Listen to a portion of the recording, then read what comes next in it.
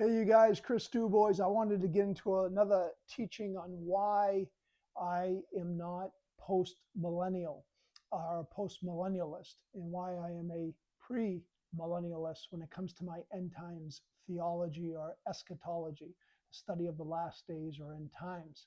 So, I've been going through a set of videos on this because I did a debate against Kendall Langford on premillennialism and postmillennialism. You can see it on YouTube.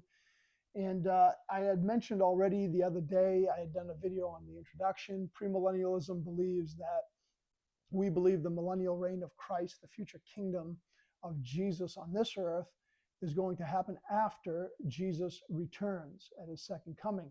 Whereas postmillennialists believe that it's going to happen before Jesus comes at his second coming. And I talked about that in the introductory video. The last video I did was the first reason of 9 for arguments against postmillennialism. And I talked about how there's not one explicit Bible verse in all of the Bible that clearly shows postmillennialism to be true. But I mentioned in premillennialism there is. I just referenced one in the New Testament. There's more in the Old Testament. But for the sake of time, I just said one in the New. I pointed to Revelation 20 and explained that. So check out those videos if you haven't yet. My second point today as to why I do not believe postmillennialism is true, the second argument against postmillennialism, is the simple fact that the New Testament says multiple times that Satan is still on the earth. He's alive, he's active, and he is not bound yet. He is not bound yet. So let me read from Revelation 20. Revelation 20 talks about Satan being bound. It says in verse 1, "Then I saw an angel coming down from heaven with the key to the abyss and a great chain in his hand. He seized the dragon, that ancient serpent who is the devil and Satan, and bound him for 1,000 years. He threw him into the abyss, closed it, and put a seal on it, so that he would no longer deceive the nations until the 1,000 years were completed. After that, he must be released for a short time." All right, so during the debate with Kendall Langford, he never answered clearly to me as to the fact that Satan is alive and active on this earth. If we're to believe, wrongly in my opinion, that the millennial reign of Christ will happen before Jesus returns as a post-millennialist claim, then what are we going to do? What do we do with all these Bible verses that tell us Satan is the little g God of this world, the prince of the power of the air? I mean, I got a whole list here of Bible verses. I'll go through a few of them in a minute, but what are we to do with those? Obviously, he's not bound yet, right? Obviously, he's still deceiving, right? So the postmillennialists come up with all sorts of unique interpretations to get around this. Some they say that, well, it only has to do with deceiving the nations, and they come up with this view that he's no longer deceiving the nations today, and that's all it has to do with, and he's bound in the sense of deceiving. And notice here it says he's thrown into the abyss. That's not happening. That hasn't happened. He's a prince of the power of the air. He's a little g God of this world. He travels back and forth, right? The Bible talks about this, right? Demons are alive and active today. Okay, second of all, there is deception going on with nations. Nations means people groups, with peoples today. Satan is called the father of lies. He's a liar. He's a deceiver. Obviously, today he is still deceiving, still lying. He's still running rampant. He's still active. Why do you think there's all this great evil happening in the world today, right? It's not just sin. That's a lot of it. But there's also great evil. Just look at the Holocaust and Hitler if you don't believe it, right? There's a lot of that stuff going on. So it actually says in Revelation 20, we just read it, that Satan was bound. That has not happened.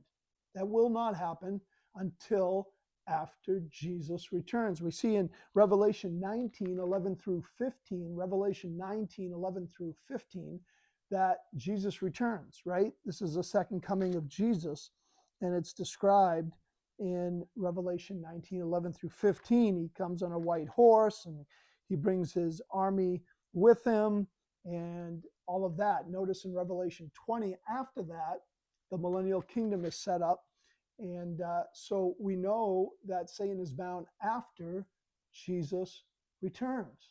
It's just a logical progression of Revelation 19 and 20. And let me just read you a few Bible verses. 1 Peter 5:8 says the devil roams around this earth like a roaring lion. He's not bound. James 4:7, resist the devil, he will flee. Well, why would we have to resist him if he's bound? He's not bound. Ephesians 2:2, I think I referenced this one earlier, but let me read it to you. Ephesians 2:2 says that in which you previously walked according to the ways of this world, according to the ruler who exercises authority over the lower heavens, the spirit now working in the disobedient. So Satan is actively working in who? In the disobedient, those that are unbelievers. They don't follow Jesus, right? We also got John 8:44 talks about Satan being a liar. John 8:44, you are the father, the devil. You are of the father. I'm sorry, you are of your father, the devil, and you want to carry out your father's desires. He was a murderer from the beginning, and he has not stood in the truth because there is no truth in him. When he tells a lie, he speaks from his own nature because he's a liar and the father of lies. So all of this is happening today, right?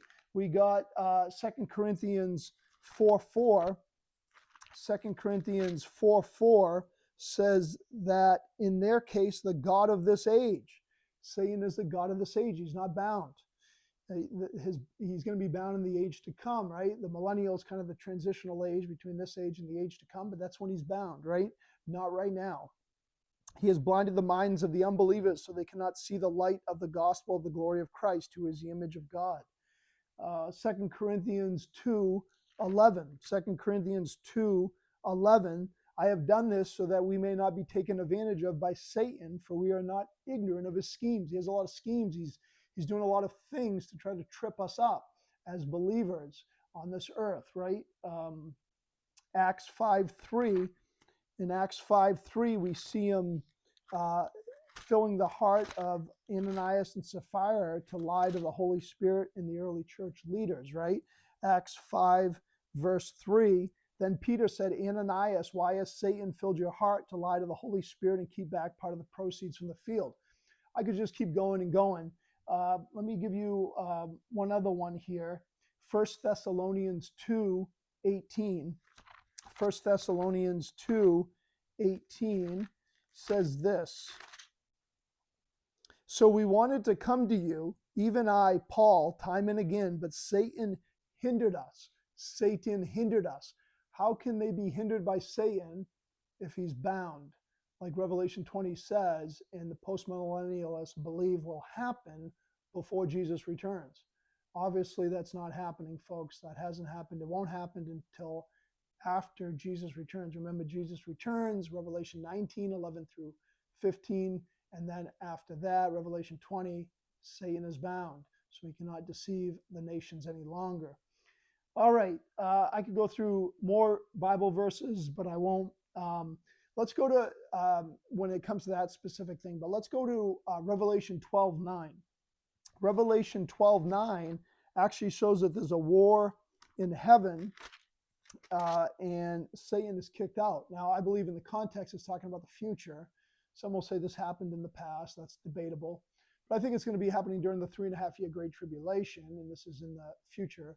That's the context. So, in my opinion. So, anyways, Revelation 12:9. So the great dragon was thrown out, the ancient serpent who is called the devil and Satan, the one who deceives the whole world. He was thrown to the earth and his angels with him. So we see here that the devil will be on the earth, right? Specifically. So again, that's going to happen before Jesus returns. If he's bound, how could that happen?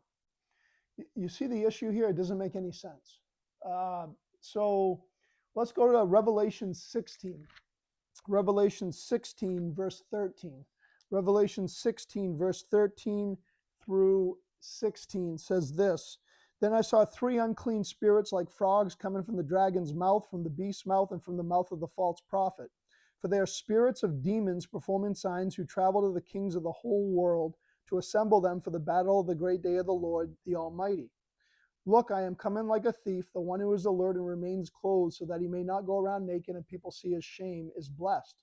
So they assembled to the place called in Hebrew Armageddon. So you got this whole battle with Armageddon coming up. And notice these demons performing signs, the spirits of the demons performing signs. So the enemy is active on the earth during then, which is during that season that's before Jesus' return. And we know that Satan is bound after that, not before that, because you see the demons at play here. Look at Revelation 19:20. Revelation 19:20 says, but the beast was taken prisoner, and along with him the false prophet who had performed the signs in his presence. He deceived those who accepted the mark of the beast and those who worshipped his image with these signs. Both of them were thrown alive into the lake of fire that burns with sulfur. So you got this beast who's used by Satan on the earth, again, before Jesus' return, right? So how could that be if Satan was bound, right? So there's a lot of questions even in the text of Revelation.